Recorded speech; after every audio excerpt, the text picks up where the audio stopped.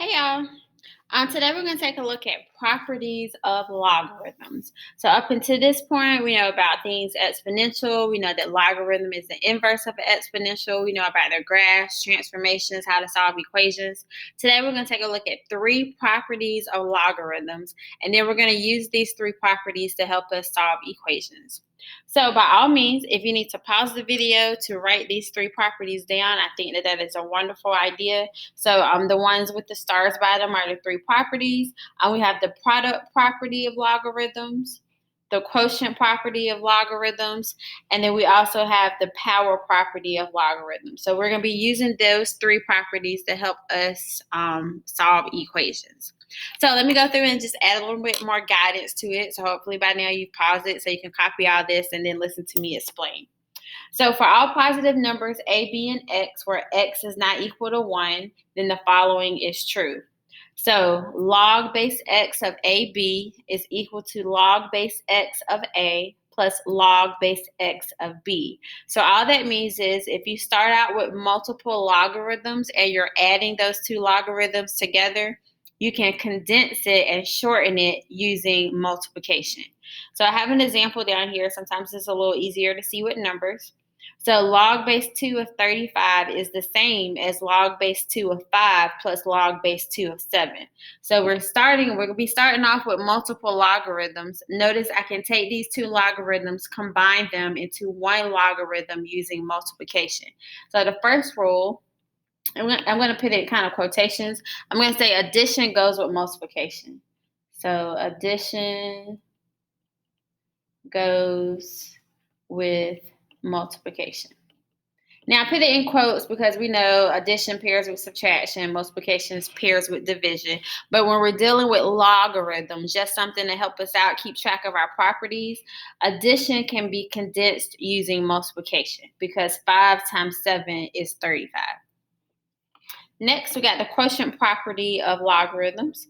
It says if I have log base x of a divided by b, that's equal to log base x of a minus log base x of b. So let's see what that does. So that tells us if I have two separate logarithms, I have a logarithm here and I got a logarithm here, I got two separate logarithms, I can combine those two logarithms together that I'm subtracting. I can combine it together using division.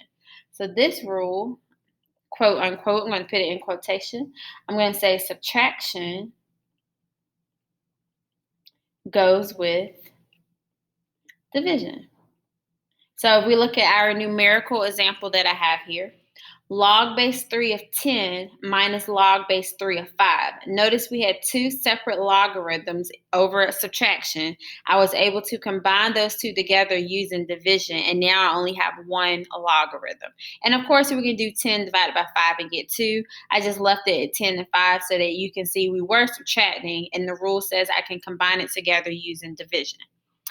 And the last rule is the power property of logarithms. For any real number p and positive numbers m and b, where b is not equal to 1, then log base b of m to the p power is equal to p times log base b of m. So let's see what happened from one side to the other side. So the log base b of m stayed the same. It looks like I had an exponent here where my pen is at, and that was able to drop down and it became the coefficient in front. So this one, quote unquote, I'm going to say the coefficient becomes the exponent. So what that means is I had a coefficient, so to speak. I had a number in the front. In this case, it was p, and I'm able to make that be an exponent and vice versa. So the example that I have down here, log base 5 of 25 to the 4th power, notice the 4 is the only thing that changed. The 4 was the exponent, then it became the coefficient, and if I were to go vice versa, the number in the front, I can pop that up and it can become an exponent. So these are the three properties of logarithms. I'm first going to show you how to use these properties to condense logarithms. So if you have more than one log, how can I use these properties? And then after that, we'll use these properties to help us solve some equations. All right, so I got some problems here. We're going to condense. So number one, we want to condense log base 3 of x minus log base 3 of y. First, recognize which rule that we are looking at. So hopefully you still have your rules out. We got the product property, the quotient property, or the power property. I have a subtraction here. So subtraction is going to go with the quotient property. So subtraction is the quotient property. So in simpler terms, subtraction goes with division. So since I am subtracting here, I can condense this into one singular log. So condense means to make smaller. So I have 2 logs. I can condense this using division. So my final answer is going to be log base 3 of x divided by y. And that is our final answer. So let's go through that again. I had 2 separate logarithms. I was able to use my quotient property and condense that into one singular logarithm. So now instead of 2 of them, subtraction works with division. So my final answer is log base 3 of x divided by y. Let's try another one. Number 2, log base 2 of 3 plus log base 2 of 6. So I have an addition sign here. Addition goes with multiplication. That is rule number 1, property number 1 that you just wrote down. Addition goes with multiplication. So the only thing that you're multiplying is what's after your base. So I'm kind of going to be circling the variables and things that we're working with. You're only going to be changing that part of the problem. So now instead of 2 logarithms, I'm going to have 1 logarithm. So log base 2 of 3 times 6. So log base 2 of 3 times 6. And I can go one step further because 3 times 6 is a number that I can simplify.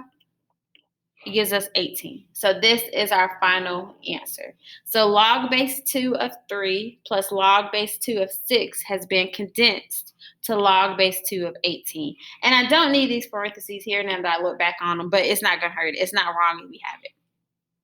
And let's take a look at one more. Log base 7 of 3x minus log base 7 of 9x plus log base 7 of 6y. So we're going to go through and condense this problem. And it's okay to use more than one rule at once. You can use multiple rules.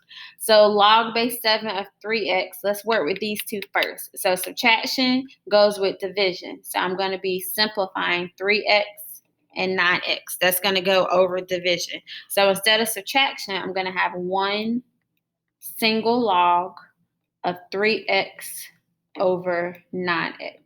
And then I still have this plus log 7, 6y. So the first thing I did was condense the first 2 logs. So I had 2 of them. I condensed it and made this one singular log. Now, before I actually go through and multiply, I am going to go ahead and simplify this right here. I'm going to go ahead and break that down. So log base 7. 3x divided by 9x is going to simplify to 1/3 plus log base 7 of 6y. Now, I see an addition sign here. Addition goes with multiplication. So now I can combine these 2 logs down here. I can combine those into one singular log. So the 1/3 and the 6y is what's going to be multiplied.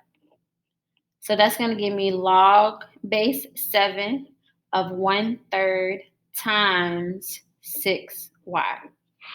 So recap so far, even though we're not finished. Subtraction goes with division, so I'm able to condense that using division. And addition goes with multiplication, so I'm able to condense this into one log using multiplication. And my last step, 1/3 times 6y, that's something that I can multiply. So my final answer is log base 7 of 2y. So that is my final answer. So make sure you have your properties written down in this video. I just want to make sure you're good with your properties. In the next video, we're going to use our properties to solve equations.